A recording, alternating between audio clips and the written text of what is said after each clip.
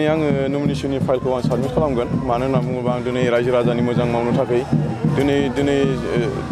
दाङ'रिया चन्द्रन ब्रह्मआ दिनै बिसिबां मानि सिगां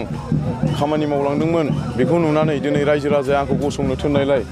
आंखौ मोजां मोननायलाय बिनि थाखायनो दिनै आं रायजो राजानि थाखाय मावनो ओंखारदों आङो डेभेलप मावगोन आरो आं रायजो राजानि थाखाय आं देखायगोन सिगां माबायदिमोन दिनै माबायदि जाखो बेखौ आं रायजो राजानि सिगाङाव देखायनानै आङो दिन्थिथारगोन आरो आंनि देरहानाय 100% आङो 85,000 भटआव आं देरहागोन। आच्छा खोनानो मोनो दे नोंथांजों लोगोसे आसाम जातीय परिषदआ माने लोगो जादों लोगो जायाखै माने बिनि दलनि मानसिफ्रा फैदों दिनै खोथाया माबायदि दिनै बिसिनि जातीय परिषदनि माबाया आंजों लोगोआव फैबाय सैथो बियो बिसोरो जाहैबाय आंनो दाख्लै टिकेट होनायनि माबा बुंदोंमोन बिनि उनाव आङो दिनै खोनानो मोन्दों BPFजों बिसोरो एलायन्स नै बिनि थाखाय आंनो टिकेट जासिबाबो आं बेखौ लानाय जायाखै। आच्छा नोंथाङानि एगेन्स्टै दङ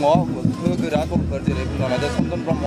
जयन्त बसुमतारी UPPL आरो BPFनि दायो बिथांमोनजों नोङो माबायदि फेर फाथिगोन माबायदि गेलेनो थाखाय साखाफारा जादों बेखौ आंखौ रायजो राजाफ्रानो आंखौ मदद होगोन दिनै आङो रायजो राजानि दारैनो आं देरहागोन रायजो राजाया दिनै आंखौ माने सापर्ट होनायजोंनो आं देरहागोन बेनो आरोखि। थारैनो नोङो जोङो गोबां समाव इलेक्सन गेलेनायाव नुनो मोनबाय गोबां बेबायदिनो नोंथां बायदि केन्डिडेट ओंखारो आरो इन्डिपेन्डेन्टलि ओंखारो खिन्थु भट समनि सानसे साननैनि सिगां उइथ्र' खालामो नोंथाङा बेनि सायाव मा बुंगोन? आं दिनै आङो बेवहाय नुजाफैनाया दिनै आङो 500-600ल' आं मानसि लिंदोंमोन